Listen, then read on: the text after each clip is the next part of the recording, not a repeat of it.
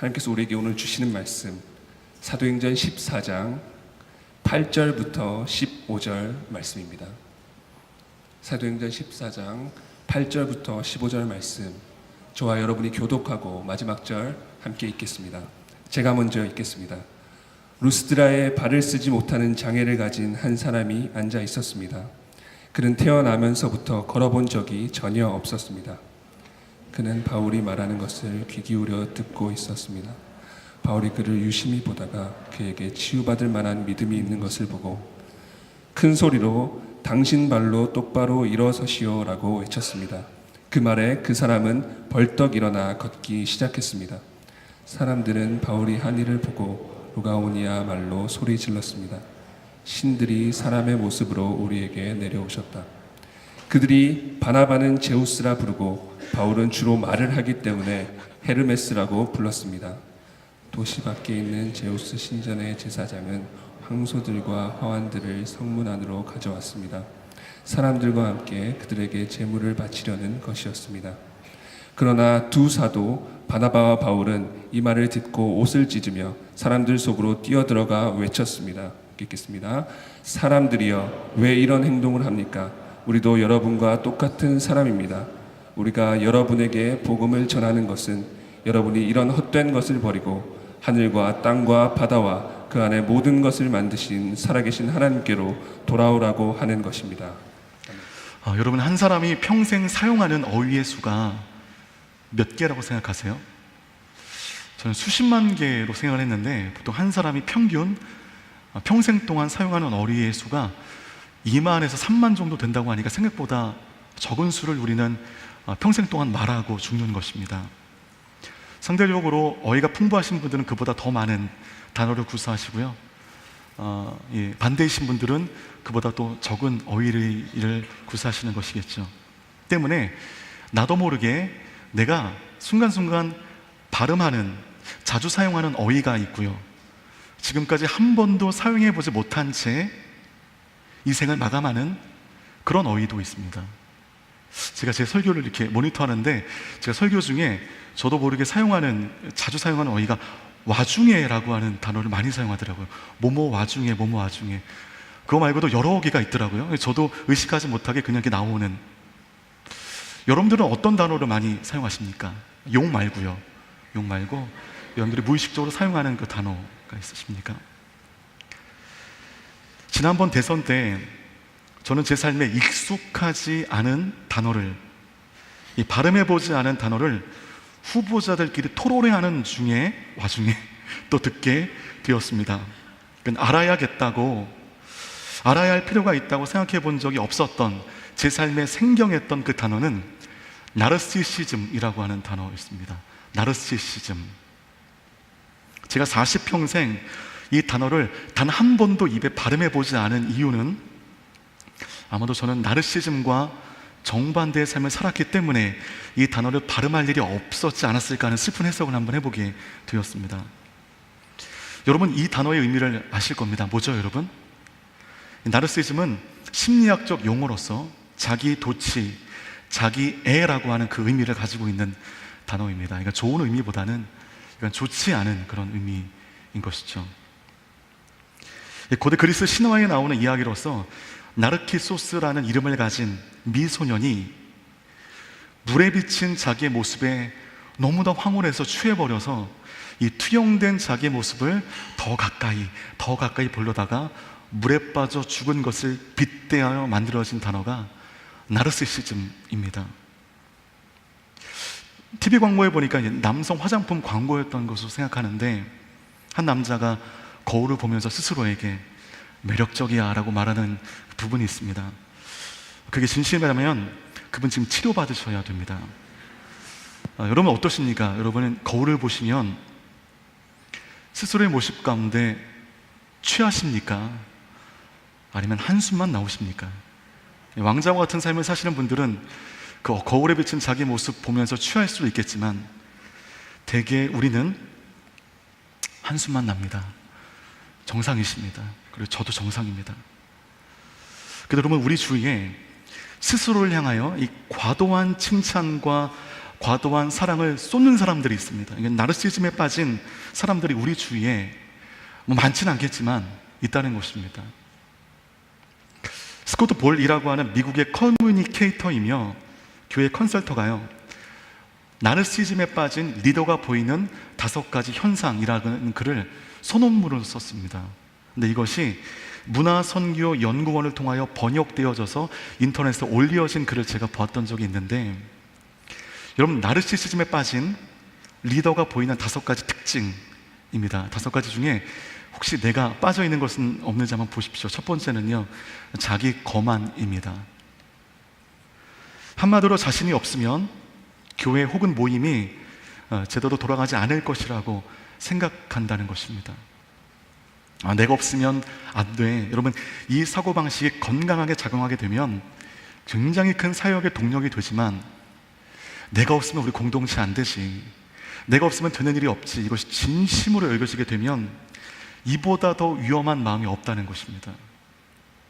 이런 사람들은 모두 사고방식을 자기 중심에서 생각한다는 것입니다. 굉장한 이기주의가 파생할 수 있는 위험한 마음이라는 것입니다. 두 번째는요, 특권의식입니다. 나는 특별한 사람이고, 그러므로 나는 특별한 대접을 받아야 한다 는 사고방식을 가진 사람들입니다. 정해진 법칙과 정해진 법칙과 규범이 있음에도 불구하고 나에게만은 그것이 예외가 돼도 돼 라고 생각한다는 것이죠. 나의 지위를 이용하여 특별한 대우를 달라고 요구하며 그렇게 해서 얻어진 것으로 나의 편리를 추구하는 리더의 모습입니다. 이렇게 되면 공동체가 점진적으로 퇴행하는 것은 시간 문제입니다. 세 번째는요, 강압적인 일반화입니다. 본인의 목표를 달성하기 위하여 과장을 많이 한다는 거예요. 예를 들면 이런 류의 사람들은 특별히 이렇게 반복적으로 쓰는 단어가 있습니다. 뭐 항상, 반드시, 절대로, 목에 칼이 들어와도, 피를 토하는 이런 거친 단어들을 통하여 자기의 주장을 관철시키고 타인의 의견을 묵살하는 것입니다. 자그마한 일을 크게 부풀려서 나에게 유리하도록 말하는 경향이 있다는 것이죠. 이런 사람들은 되게 말을 잘합니다. 수려한 속칭 말빨을 가지고 있다는 것이죠. 또한 그 말로 인하여 공포를 조성하여 사람들이 자신의 뜻을 따를 수 있도록 보이지 않게 겁박한다는 것입니다. 스코트 볼은요, 이 강압적인 일반화에 빠진 리더는 그 공동체에 거의 독에 가까운 수준으로 공동체에 위협이 된다고 말하고 있습니다. 네 번째는요, 칭송 및 인정 욕구입니다. 나르시즘에 빠진 리더가 보이는 5가지 현상 중에 네 번째, 칭송 및 인정 욕구. 이런 사람들이 가장 두려워하는 것은 비난받는 것입니다. 왜 그렇게 하냐고? 반대의 말을 듣는 것입니다. 그들은 이 비난받기를 가장 두려워하기 때문에 그들이 비난받을 때 2가지 행동을 합니다. 첫 번째, 자기 숭배, 나르시즘에 빠진 사람들은 극단적인 부정과 폭력적인 모습으로 자기를 비난하는 사람들을 오히려 다시 공격한다는 것입니다. 두 번째는 극단적인 내 마음의 감정을 표출하면서 그 앞에서 울어버린다는 것입니다. 왜냐하면 그렇게 해야 그 당사자가 미안한 줄 알기 때문에. 어떻게든 여자가 눈물을 흘리면, 앞에 있는 사람이 눈물을 흘리면 마음이 약해지기 마련이잖아요. 감정마저 다스리면서, 감정까지 조작하면서 그 감정을 최대한 이용하면서 자기 뜻을 관철시키려고 한다는 것입니다. 나르시즘에 빠진 사람들은 기막힌 연기력으로 자기의 취할 바를 취한다는 것입니다. 마지막 5번째는요, 결여된 공감 능력입니다. 머릿속에 온통 자기가 추구하는 것으로 머릿속에 꽉꽉 차 있는 거예요. 계획, 이루어야 할 목표. 근데 여러분, 그 사람의 머릿속에는요, 그로 인하여 목표만을 향하여 나아가는 나의 결정과 나의 생각으로 인하여 상처받는, 자기 때문에 고통받는 사람들의 눈이 보이지 않는다는 것입니다. 이것이 문제인 것입니다. 이 부분에 제가 굉장히 찔리는 거죠. 혹시 사역의 완성도와 속도를 위하여 나는 청년들의 고충과 어려움에 둔감한 것은 아닌가 하는 반성을 좀 해보게 된다는 것입니다. 여러분, 이 5가지 중에 여러분들이 빠져있는 함정은 무엇이십니까? 혹여 나도 모르는 사이 나르시즘 가운데 내가 한 발 한 발 접근하고 계시지는 않으십니까? 교회 안에 리더들, 즉 교육자, 리더십들이 이런 나르시즘에 빠지게 되면 공동체가 힘들어집니다. 성과는 있겠지만 그보다 중요한 영적인 은혜가 소멸되어지는 것이죠. 그래서 여러분, 더 큰 문제가 있어요. 이런 나르시즘에 빠진 사람들에게 보여지는 아주 보편적인 영적 증상이 있는데 감사가 없다는 것입니다. 감사가 있을 수가 없다는 것입니다. 나는 특별한 사람이고, 그러면 나는 특별한 대접을 받아야만 하고, 나의 생각을 남에게 주입시키기 위하여 강한 단어를 구사하고 과장을 일삼으며 심지어 내 감정까지 조작하여 이용하는 것을 통하여 내가 추구하고자 하는 것을 얻고자 하는 이 사람이 어떻게 감사할 수가 있겠습니까? 어떻게 내게 주신 하나님의 은혜 가운데 감사의 고백을 드릴 수 있겠습니까? 자기를 사랑하면 사랑할수록, 자기를 연민하면 연민할수록 우리 안에 감사가 실종된다는 것입니다.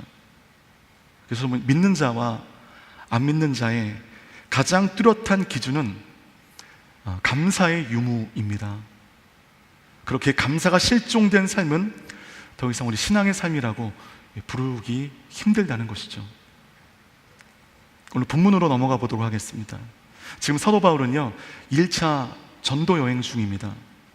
1차 전도 여행은 사도 바울에게는 계획대로 되는 것이 하나도 없는 위기일발의 연속이었습니다. 마음을 다잡고 아무나 할 수 없는 전도 여행을 시작했다고 한다면 좀 하나님 좀 도와주시지, 계획대로 잘 될 수 있도록 좀 도와주시지. 처음부터 위기일발의 연속이었습니다. 그 1차 전도 여행 중에 사도 바울이 비시디아 안디옥에 갔습니다. 한번 그 이미지를 보시겠어요? 이것이 1차 전도 여행의 코스거든요.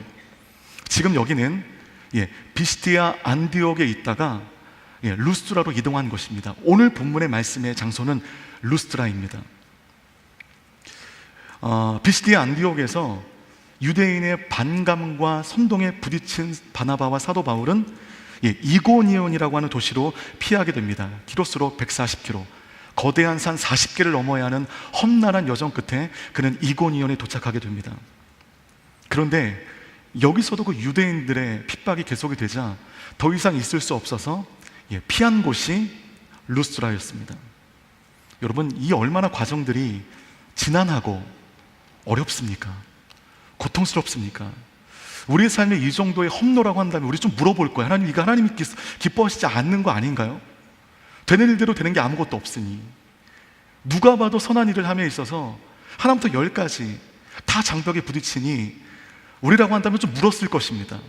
하나님, 이거 기뻐하십니까? 하나님 원하시는 길입니까? 여러분, 이 과정을 통해서 이 바나바와 바울은 이 여정이 비참한 현실 가운데 내쫓겨져서 어쩔 수 없이 당도한 것이 루스트라고 생각하지 않는다는 것입니다.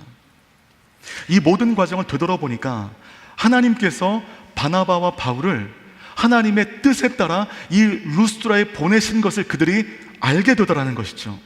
그리고 하나님께서는 이방인 선교를 위하여 자기를 이 고난의 경로를 통하여 이 루스트라로 보내신 것을 와보니 알더라는 것입니다. 그것이 여러분, 이 루스트라는 독특한 도시였는데, 이 루스트라에는요 없는 것이 하나 있었습니다. 유대인 회당이 없었습니다. 여러분, 회당이 없다는 것은 유대인이 없다는 거예요. 유대인이 없다는 것은 다른 도시에 비해 이 루스트라에서의 사도 바울의 사역이 어려움 없이 잘 진행될 수 있는 가능성이 있다는 것을 얘기해 주는 것입니다. 여러분, 얼마나 마음이 편했겠어요. 이제까지 자기를 핍박하고 겁박했던 유대인들이 루스트라 가운데는 없으니 얼마나 편하게 하고 싶은 그 말씀 사역들을 얼마나 열심히 할 수 있었겠습니까? 또 이곳에 와보니까 또 알게 되는 것이 하나가 있었습니다. 우리 사도행전 14장 8절 말씀 같이 한번 읽어보겠습니다. 시작.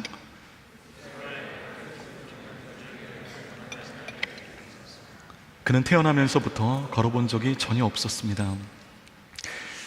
누구나가 누리는 그 일상을 한 번도 경험해 보지 못한 사람, 단 한 번도 이 거리를 자기의 힘으로는 걸어본 적이 없었던 이 도시에 버려진 불쌍한 한 사람을 구원하시기 위하여 하나님은 이 어려운 고초 끝에 이 루스라는 땅 가운데 바울을 보내셨다는 것입니다. 하나님께서는 구원을 받게 하기 위하여 절망 속에 있었던 한 인생을 루스드라 그 땅 가운데 준비시키셨다는 것입니다. 이 사람은 날 때부터 걷지 못했던 예전 성경의 버전을 보면 앉은뱅이였습니다. 이 사람을 하나님이 주목하신 것입니다. 그리고 사도 바울이 이 선천적으로 걷지 못하는 장애를 가지고 있었던 이 장애인에게 복음을 전했을 때 사도 바울은 온 힘을 다해 전했지만 그 사람도 그 말씀을 받을 때에 온 힘을 다해 그 말씀을 듣게 됩니다. 사도행전 14장 9절 말씀입니다. 함께 합독하겠습니다. 시작. 그는 바울이 말하는 것을 귀 기울여 듣고 있었습니다. 바울이 그를 유심히 보다가 그에게 치유받을 만이 믿음이 있는 것을 보고 바울이 그를 유심히 볼 수밖에 없을 만큼 그는 집중하여 사도 바울이 전하는 그 복음의 메시지를 듣게 됩니다. 그 모습을 사도 바울이 본 것입니다. 그래서 여러분, 믿음은 눈에 보입니다. 이길탕 목사는 신령한 목사가 아니거든요.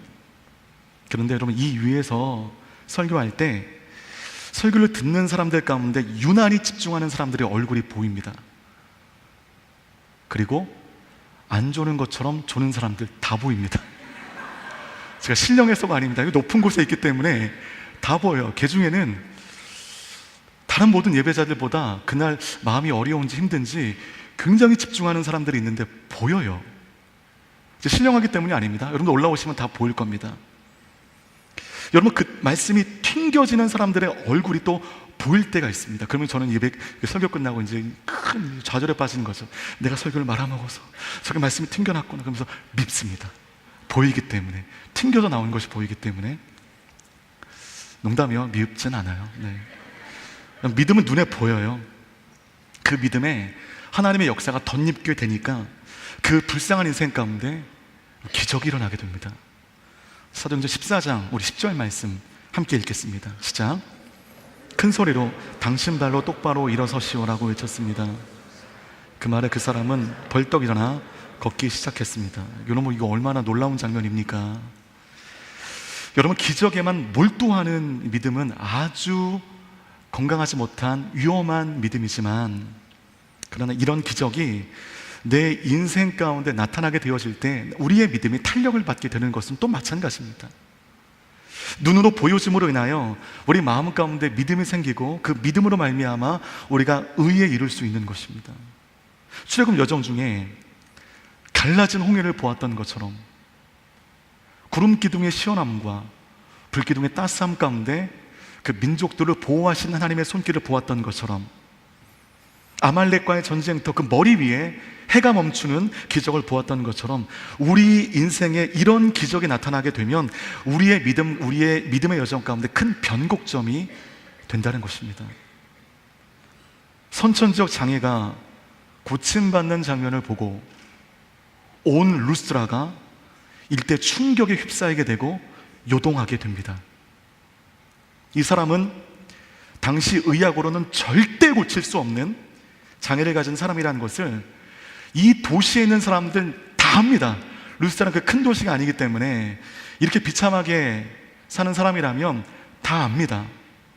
근데 그 사람이 고침을 받게 된 것입니다. 하나님의 능력으로 선천적 장애가 굴복되어지는 놀라운 광경 앞에 누구도 예상하지 못했던 정말 이상한 광경이 이제 벌어지고 있는 것입니다. 사도행전 14장 11절 말씀 함께 읽겠습니다. 시작. 사람들은 바울이 한 일을 보고 누가 오니야말로 소리 질렀습니다. 신들의 사람의 모습으로 우리에게 내려오셨다. 이 바나바와 바울을 지상으로 내려온 신으로 여기게 되었습니다. 이 두 사람을 추앙하게 되었습니다. 하나님의 능력으로 기적이 일어났는데 그 기적을 만방의 잡신에게 드려지는 영광으로 지금 잘못 드려지고 있는 것입니다. 이렇게 흥분하며 루스드라 사람들은 자기 마음대로 바나바와 바울을 향해서 이렇게 이름을 부르게 됩니다. 우리 12절 말씀입니다. 함께 읽겠습니다. 시작. 그들이 바나바는 제우스라 부르고 바울은 주로 말을 하기 때문에 헤르메스라고 불렀습니다. 여러분, 당시 루스드라 사람들이 가장 크게 섬겼던 신이 제우스였는데, 그 제우스의 아들이면서 그의 수발을 들었던 신이 헤르메스입니다. 헤르메스가 명품 이름이잖아요. 저는 이게 여신인 줄 알았는데 여신이 아니더라고요. 제우스와 어떤 여신 가운데 관계에서 낳은 아들 헤르메스입니다. 헤르메스는 그리스 신화에서 지혜가 뛰어난 신으로 통하는데, 좋은 의미의 지혜이든 나쁜 의미의 지혜이든 이 총괄할 지혜가 참 뛰어났던 신이었던 것 같습니다. 온갖 악기를 발명하고 농업의 계량법까지 만든 신이라고 여겨지는 이가 이 헤르메스입니다. 그런 믿음을 가진 이 루스드라 사람들이 도시의 사람들이 다 아는 선천적 장애인을 고친 사건을 보면서, 와, 신이 이 땅에 내려왔구나, 저 사람 보니 저 사람은 제우스구나, 이 사람 보니 이 사람은 헤르메스구나, 자기 멋대로 그 이름을 부르며 칭송하고 있는 장면입니다. 그런데 오늘 성경 보니까요, 이 바나바의 이름을 제우스라고 했고 바울의 이름을 헤르메스라고 했습니다. 바울의 의문의 일패인 거예요, 지금 상황이. 아마도 여러분, 바나바가 이 바울보다 나이가 많고 바나바가 좀 풍채가 좋았던 것으로 알려지고 있거든요. 그랬었는데, 게다가 여러분, 이 바울의 외모, 우리가 익히 들어왔지 않습니까? 이 외모는 내세울 것이 없었고 몸집도 되게 왜소했습니다. 게다가 바울은요, 그 당시 풍성했던 그 남자들의 이 남성성을 강조하는 그 수염이 잘 나지 않았던 그런 사람이었습니다. 그래서 그런지 이 바울을 제우스와 같은 바나바를 단지 돕는 헤르메스와 같은 존재로 여겼다는 것입니다. 여러분, 이게 굉장히 예민할 수 있는 상황이잖아요. 바나바는 제우스인데 바울은 헤르메스이다? 포세이돈이라면 모를까? 헤르메스, 잘 알지도 못하는 신화 이름을 차용해서 바나바를 향해서 헤르메스다. 듣는 사람은요, 그 당시 바울의 마음은 제가 모르지만 제가 바울이라면 굉장히 불쾌했을 것 같아요. 누가 헤르메스야, 누가 제우스야, 그런 마음이 있지 않았을까. 게다가 여러분, 선천적 장애인을 지금 누가 고쳤습니까? 물론 하나님의 능력으로 인해 고친 것이지만 하나님의 능력으로 바울이 고쳤습니다. 그리고 지금 설교도 바울이 했습니다. 그럼 바나바는 그때 뭐하고 있었을까요? 상상력을 좀 발휘하게 되면 바울이 너무 잘하니까 한 걸음 이 뒤에서 그냥 서 있었을 것입니다.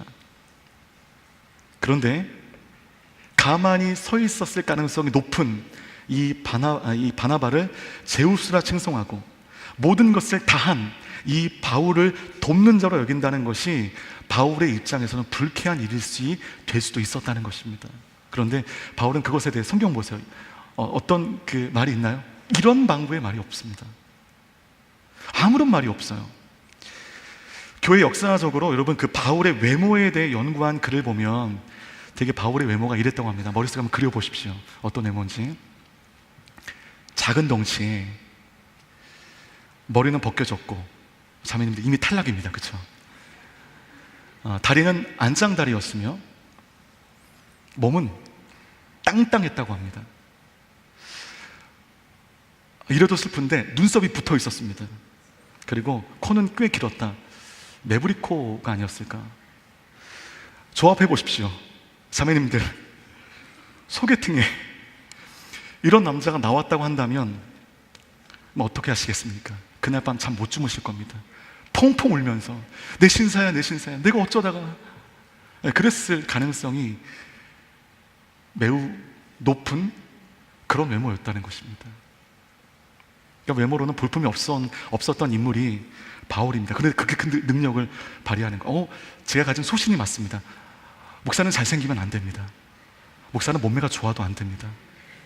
목사는 뭐 하나 매력적인 것이 있어서는 안 됩니다. 저 보세요. 얼마나 말씀에 집중할 수 있는 그런 외모입니까?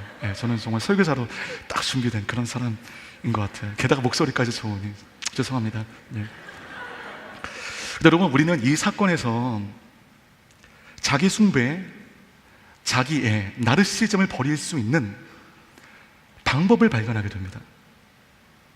자기 숭배와 자기 애를 버려야 하나님께 감사, 이웃에 감사, 감사의 삶을 살 수 있거든요. 그렇다면 그토록 위험한 자기 숭배와 자기 애를 버릴 수 있는 방법이 무엇인가? 첫 번째는 자신의 연약함을 인정해야 한다는 것입니다. 같이 한번 읽어볼게요. 시작. 나의 연약함을 인정할 때 나르시즘의 덫에서 벗어날 수 있다는 것입니다. 바울은 고린도 후서 가운데 자기를 가리켜 이렇게 소개하고 있습니다.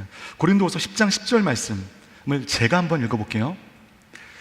어떤 사람은 말하기를 그의 편지들은 무게가 있고 힘이 있으나 직접 대해보면 약하고 말도 시원치 않다라고 말합니다. 바울이 스스로를 지칭하는 것입니다. 글은 기가 막히게 잘 써서 글을 쓰는 사람은 야, 이거 진짜 무게 있는 글이구나, 대박이야, 야, 이 글을 쓴 사람이 누구냐라고 놀랄 수 있을 정도의 그런 필력이 있는 사람이지만 외모를 보면 깬다는 것입니다. 볼품이 없다는 것입니다. 이것이 다른 3자가 바울에게 얘기하는 것이 아니라 바울이 스스로를 평가한 말인 것입니다. 사도 바울은 자기 죄성에 대해서도 마찬가지예요.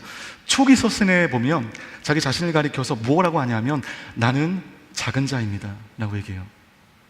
중기 서신에 보면 나는 사도 중에 지극히 작은 자입니다 라고 고백합니다. 순교 직전에 뭐라고 얘기하죠?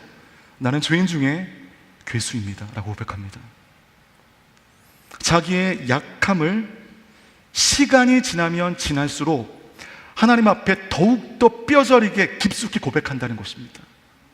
믿으면 믿을수록 나는 의로운 사람이지, 나는 특별한 대접을 받아야 되는 사람이지, 이렇게 가지 않는다는 것입니다.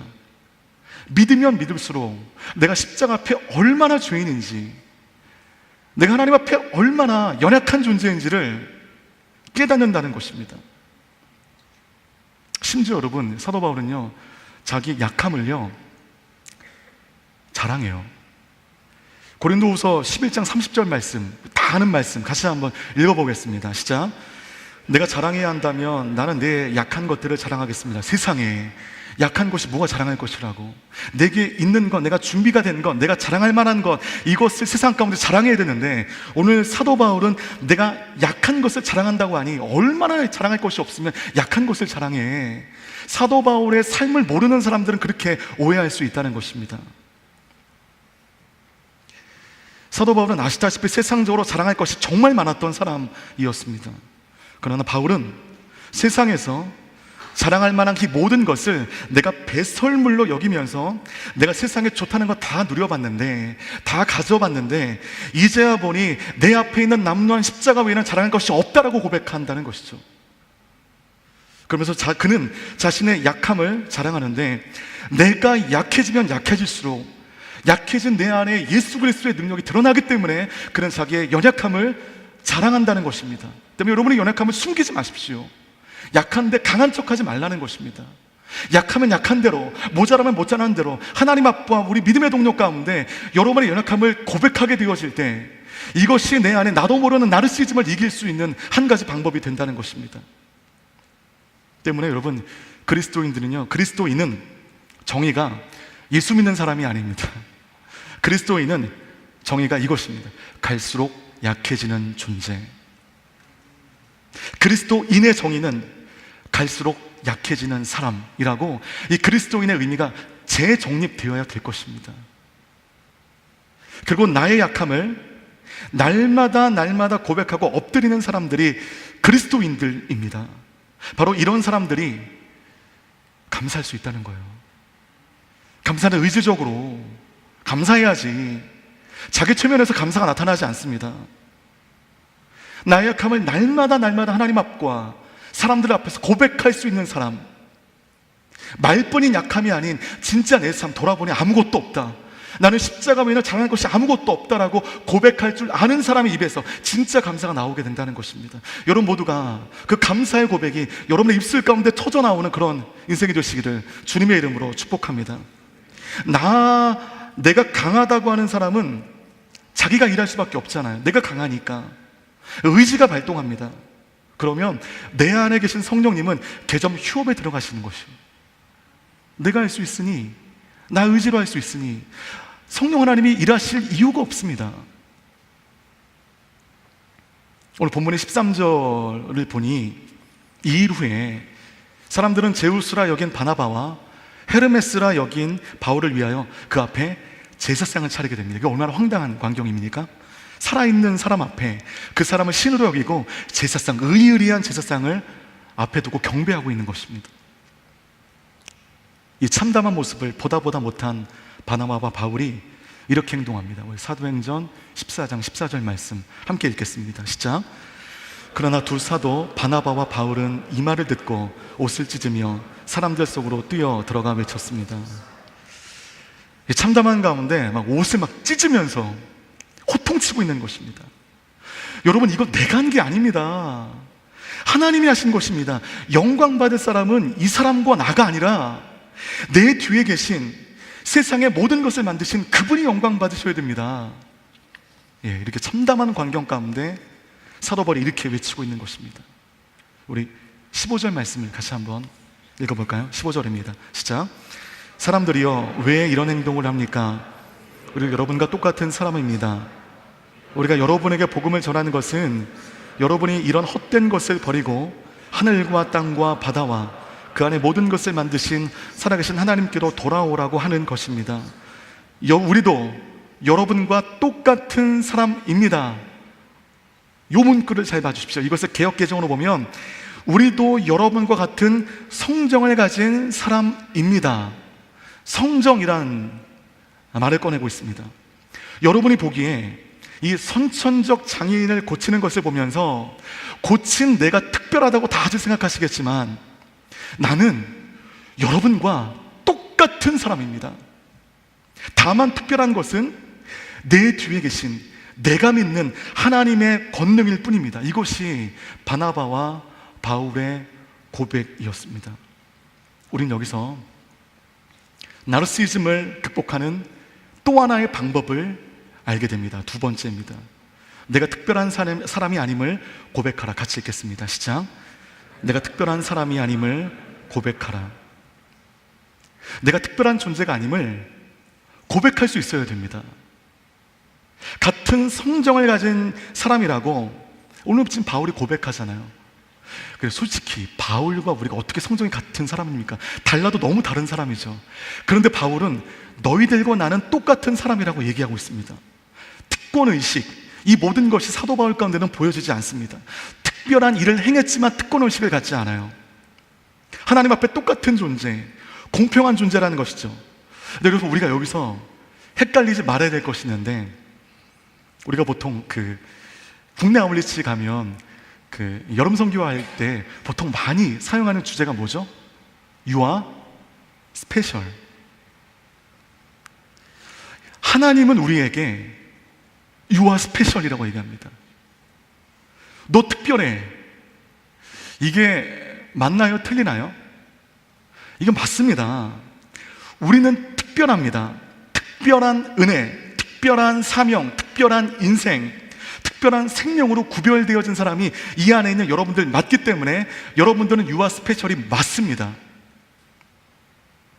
그런데 여러분, 하나님이 우리를 향해서 You are special이라고 얘기할 때 여러분, Yes, I am special 이라고 화답하는 순간 우리는 맛이 간다는 거예요. 성경에 나와 있는 하나님 앞에 귀하게 쓰임받은 그 모든 사람들은 하나님이 You are special이라고 얘기했을 때 뭐라고 얘기하는지 아세요? I'm not special이라고 얘기합니다. I'm not special. 나는 하나님 앞에 아무것도 아닙니다. 다윗도 엘리야도 모세도 우리가 익히 알고 있는 그 귀한 사람들 모두 너무도 평범한 주의 은혜를 감당할 수 없는 인생이라고 하나님 앞에 고백하면서 You are special이라고 얘기할 때 나는 특별하지 않습니다. 이렇게 고백한다는 것이죠. 이것이 그들 모두의 고백이었습니다. 내가 여러분께 You are special이라고 물어보면 답을 해보십시오. 여러분 모두 You are special. I'm not special. 예, 정말 여러분들은 저에게 특별해요.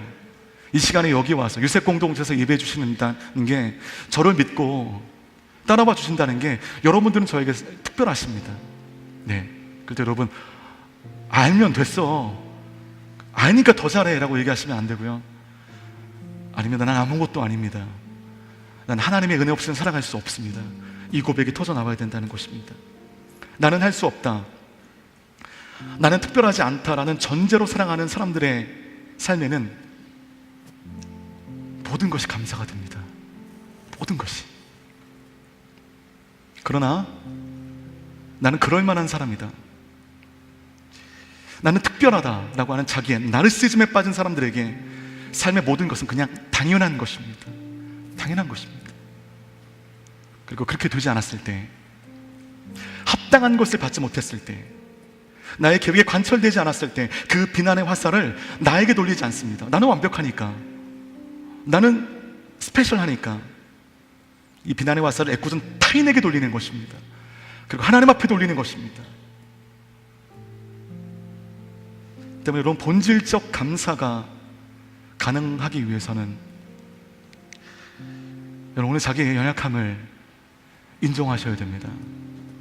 나는 하나님 앞과 사람들 앞에 특별한 존재가 아니라는 것을 인식하는 순간, 바로 그 추수감사는 나의 인생의 중요한 의미 있는 추수감사절이 되는 것입니다.